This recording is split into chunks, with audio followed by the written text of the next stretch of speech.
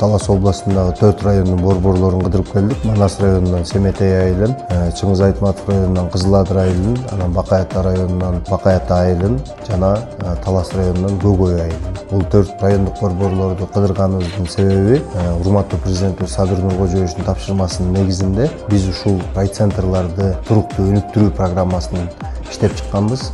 Жана ошол программанын алкагында биз жакын арада бул айылдардын борбордук көчөлөрүн, жөө адамдар жүрө турчу тротуарларды бардыгын оңдойбуз. Орто эсеп менен ушул ар бир райондук борборуна 200 миллион сомдун тегерегинде акча каражат карап атабыз.